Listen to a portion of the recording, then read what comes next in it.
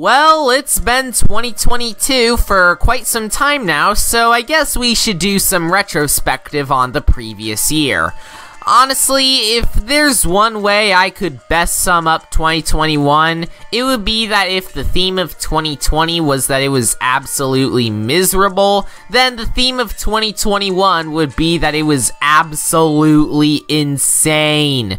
We had it all that year. There was a riot at the US Capitol Hill, the death of a major animation studio that barely anyone cared for until that point, the deaths of plenty of notable people, including Betty White herself, pure chaos in Afghanistan, Nintendo making some truly scummy business decisions, NFTs coming along and making everybody hate their existence, the Astroworld concert being a complete disaster, tons of YouTubers getting exposed for doing awful stuff to kids, me finally cracking 1,000 subscribers on YouTube, and, of course, the continuation of the biggest event of the 21st century, or what could be that, the COVID-19 pandemic.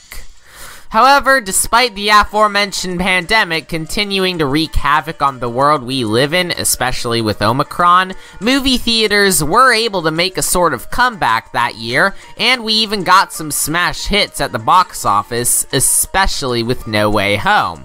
And while a lot of the movies we got were able to provide us with a great escape from the chaotic world we live in, others reminded us that the world kinda hates us, and that does include with the entertainment industry. Now, for this list, I'm going to be ranking what I consider to be 2021's worst movies. Be they unmitigatedly annoying, eye-rollingly boring, or teeth-grindingly enraging, these are the movies that I believe were the year's biggest failures. Keep in mind before we start that this is all my opinion, and some choices may not be too popular with some viewers. However, some of my criticisms mainly come down to my own subjective tastes, so some of you may not agree with all my criticisms, which is totally fine. With that said, this is my top 10 worst films of 2021. This sucks. Yeah! When making a list like this, the hardest thing to do is lock in your choices so that you can go through with what you decided would be on the list. This happened quite a lot while I was writing this video, but one movie that ended up squirming its way onto the list is one that I was originally quite nice to, and that was Tom and Jerry. Some of you might be shocked that I decided to include this since I gave it a 6 out of 10 in my original review, but here's the thing about my opinions, they can change. And this was honestly something I wanted to like at first. I love the classic Tom and Jerry cartoons, and this movie had loads of potential to give a faithful adaptation of them in their prime for old fans to enjoy, and also for new fans to see why they're so beloved in the first place. As for the results, however, while I may have been nice to it at first, it's only soured in my mind as time went on. Really, its biggest problem is that for a movie starring Tom and Jerry, we don't see them a whole lot here. Sure, they're there, but their scenes are few and far between a painfully formulaic liar-revealed story with an incredibly unlikable main character. And that's not even the least of this movie's problems, as the acting is terrible, although Rob Delaney's performance was honestly pretty good.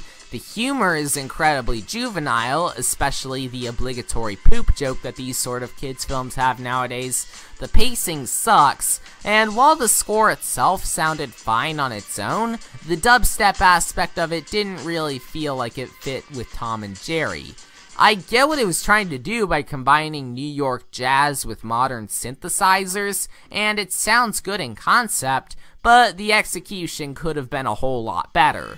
Really, this whole movie sounded good in concept, but had awful execution, as even if I hated Tom and Jerry a lot more on my second viewing, there were still aspects about it that I liked, especially with the animation. I mean, it looks great, and I'd be down with a fully animated movie with this sort of art style. Huh. Well, at least it actually looks good. Also, another thing about Tom and Jerry that saved it from being lower on the list is that despite all of the live action crap clogging up most of this film's 93-minute runtime, the direction was pretty solid, where you could tell that the people behind this genuinely cared about these characters, especially with the director being a massive fan of the original cartoons. Plus, when Tom and Jerry actually fight each other, it can lead to some of the best scenes in the movie. However, those scenes are still few and far between, as the rest of this is something that I didn't think much of at first, but what I think of it now isn't too positive, which is why it just about squeezed itself onto the list.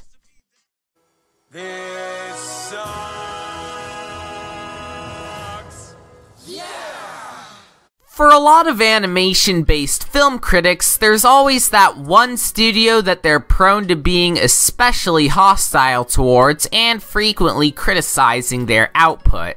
Animat has Sony Pictures Animation, Nitpix has Pixar, a lot of people have Illumination, and me? Well, I have DreamWorks Animation. I'm sure some of you veteran viewers are groaning at the sound of me talking about them again, especially since I've talked about them a lot in the past. But for any newcomers, I personally see DreamWorks as the animation studio equivalent of dissociative identity disorder. Their highs can give Disney and Pixar a run for their money, but their lows can give Illumination a run for their money. And it's sad how it's more common that they'd make these sort of films, as back in the day, they were a consistently good studio even with an occasional dud. And why am I bringing up this fallen titan of an animation studio, you might ask? Well, I couldn't decide which one of their movies that they released last year to rank higher or lower, Spirit Untamed or The Boss Baby Family Business. After some thinking, I decided, why not both? That's right, number 9 is a tie between both DreamWorks movies released in 2021. Starting with Spirit Untamed, it basically takes everything remotely interesting about the original Spirit film and throws it in the garbage. Sure, there were some fun scenes here and there, mainly the scenes where the characters would actually ride the horses, as well as the action scenes against the villain's gang, but this movie was such a chore to sit through. Now, yes, I know cliches in and of themselves aren't inherently bad, and cliches and tropes can even be good if they're written well. However, it's when a movie overuses or even abuses these sort of cliches and tropes that makes me say, sorry, but your script isn't very good. And that sadly applies to Spirit Untamed, where the writing is so predictable it could be considered basic, and utilizing several cliches to very tedious results, mainly with the dead parent, the overprotective parent, the third act breakup, and the dance party ending. Seriously, why do so many animated movies these days just end with the characters dancing? Now, thankfully, I will admit that the animation is passable despite the film's insanely cheap budget of $30 million, and how it hardly seemed to use its low budget to its advantage, unlike DreamWorks' former cheapest film, as well as the voice acting being pretty solid, and the score is great for the standards of an amateur composer, and it really gives off similar vibes to the music in something like Ferdinand or Puss in Boots. But unfortunately, there's still not a whole lot that can salvage something that's in as poor shape as this movie, so let's move on. As for Boss Baby 2, while it admittedly has the better animation of the two movies, which I really didn't give it enough credit in my original review, since the animation here is actually pretty good despite being a bit too bouncy and hyperactive at times, but it also has the worst writing. Now, since the original Boss Baby is basically a feature-length fever dream, that of course translated onto the sequel, where even if it's not as crazy as its predecessor, it does get pretty close at times, especially with the villain. Also, there's a subplot in the film where Tim disguises himself as one of his daughter's classmates and goes to her house to tell her about being confident and stuff. And while it sounds innocent on paper, the implications of that scene were quite, questionable, to put it lightly. Now, it at least had some things I liked, such as the solid voice acting, the entertaining, if not insanely weird villain, and the good animation, but again, the bad outweighs the good with this one. So, maybe it's worse than Spirit Untamed? I mean, maybe, since I can at least remember how weird Boss Baby 2 was. Well, I couldn't answer that question myself, so I just decided to have them tie. But for now, I'd say Boss Baby 2 is slightly better, but my opinions are bound to change on a moment's notice, so that spot could go to Spirit Untamed later. I don't know. This sucks. Yeah! You remember what I said about my opinions being entitled to change? Well, looks like we got another one of those movies with Space Jam: A New Legacy of all things. Honestly, I wanted to like it, and there are still some things I liked about it, such as the great animation, the Looney Tunes characters being faithful to how they were in the cartoons, and Don Cheadle delivering a great performance, but everything else felt really soulless and corporate. Now, yes, I know that the Looney Tunes aren't meant to be taken seriously. Even before I first saw this, I knew it wouldn't be some deep or thought-provoking movie, but rather an hour and 55 minutes of funny basketball.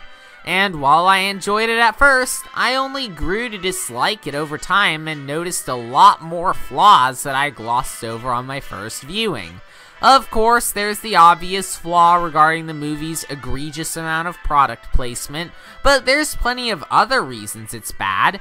For example, while LeBron James' acting may not have been as bad as Michael Jordan's in the original Space Jam, he still gives a very wooden and stale performance despite how he's done well in some of the other movies he was involved in, such as Trainwreck and Smallfoot, the latter of which was also made by Warner Bros. And their animation division. Also, the story feels very similar to its predecessor with several key plot elements and moments of dialogue, especially during the actual game. The scenes that try to be heartwarming end up being weird and tonally inconsistent. And, of course, the shameless references to other Warner Bros. IPs. Now, yes, Warner Brothers has done something like this before with Ready Player One, which I actually think is criminally underrated, don't at me. But what made it work, in my opinion, is that even if there were a ton of references and product placements, it was still able to balance it out with an interesting story, well-written characters, beautiful visuals, and great acting. However, with Space Jam 2, it doesn't have those same luxuries, as all the references here barely have any point to happening aside from the writers shoving member berries down our throats. I mean, yeah, some of the acting was okay, especially with Don Cheadle, the animation was really good, and it was nice to see a prominently 2D animated, theatrically released film since those are becoming increasingly rare nowadays, even if we are getting the Bob's Burgers movie in May of this year. But at its core, I don't know what I saw in Space Jam: A New Legacy at first, as all I see in it now is a soulless, shallow advertisement for HBO Max. It had its chance, but I don't think I'll want to do my dance at this Space Jam anytime soon.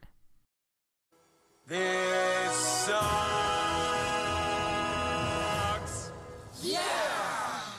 Well, those last two sure were long, so hopefully this next spot won't last too long either.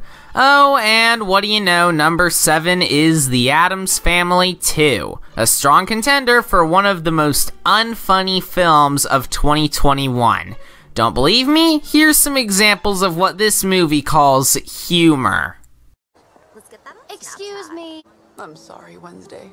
I know how much you wanted to see where girls your age were burned at the stake. What did you call them again? Squad goals. I can't believe Taylor Swift wants to date me. Yes, Beyonce. I would love to share my hand with you. Pugsley, what do I keep saying? Amazon Prime is not a toy. Tell that Billie Eilish she's a little too sunny for my taste. But I'm still a fan. I accept your offer of a ride, but if you don't mind, I will respectfully decline the hug. I've been social distancing since birth. I don't want to live on this planet anymore. Yeah, as I'm sure you can tell, the humor that revolves almost entirely around product placement in the Addams Family 2 was pretty agonizing.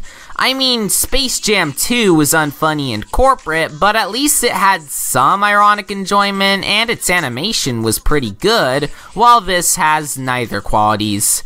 I mean, the animation is a bit of a step up from the first, and the environments are extremely well rendered, but the human designs still look really weird. But back on to negatives, when the Addams Family 2 isn't being painfully unfunny, it's boring. Really boring. Which is weird, since although I haven't seen any other Addams Family shows or movies, I'm pretty sure that they're supposed to be anything but boring. Also, the characters aren't interesting whatsoever, several plot points go absolutely nowhere, are recycled from the first, or basically have no purpose to the story, and although this doesn't affect the movie too much, it has some scenes towards the end that make very heavy use of bright strobe lights, and MGM didn't bother telling theaters to put up warning signs for these scenes, similar to films like Incredibles 2, The Rise of Skywalker, and Cruella, so it would have been very unfortunate if some random epileptic went into this film completely unaware that there'd be scenes like this. Oh, and did I mention that the scene in question is another dance party ending? However, that barely affects my overall opinion on this movie, since it was just the distributor being irresponsible. But even then, this is still a bad movie that still belongs on a list like this. And if any of you are wondering why this explanation was pretty short, well, I didn't care about this movie enough to be more thorough with my analysis on it, so next! This sucks.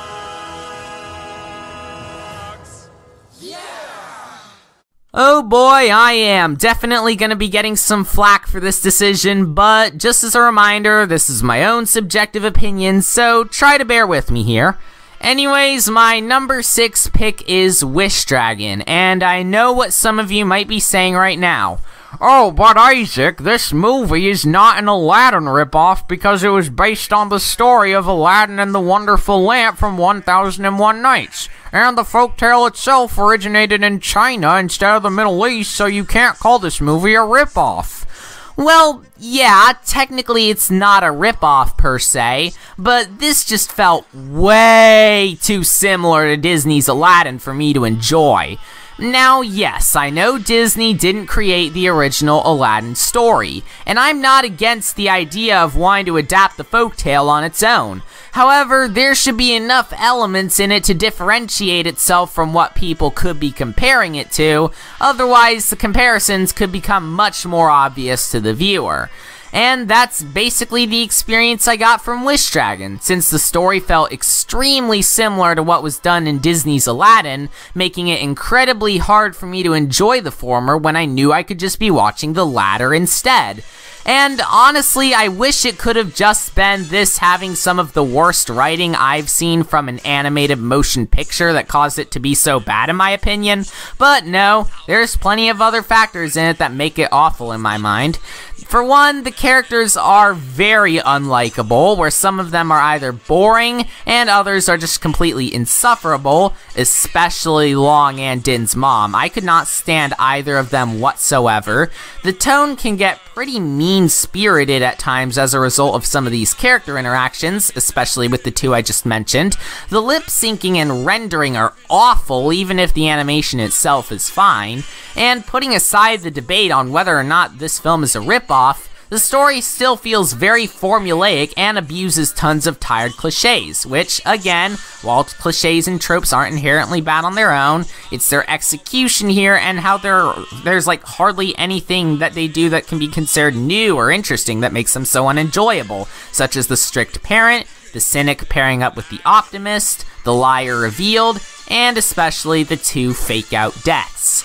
However, the reason I only ranked it at number 6 is that there were a few things I felt like it did well, such as the animation being okay, the acting being pretty solid, the Chinese setting being interesting, and how I did find it unique how Din and Lena's relationship status at the end of the film was left purely ambiguous, similar to something like what was in the briefcase in Pulp Fiction, or if the top fell over in Inception, even if their interactions did make it feel like Din was crushing on her. Now, yes, I know Wish Dragon is a very well-liked movie. Hell, it even scored higher on IMDb than Vivo and Over the Moon, somehow. And I know that the criticisms I gave regarding stuff like the tone and characters are purely subjective, but this is just how I felt. Even if it's not technically a ripoff, I found it way too similar to Disney's Aladdin for my liking. I'm sure some of you might feel a different way about it, or any of the other movies I've discussed, and that's totally fine. This is my list, and these are my opinions. You might think I'm harsh towards this quite beloved film. It's barbaric, but hey, it's Wish Dragon.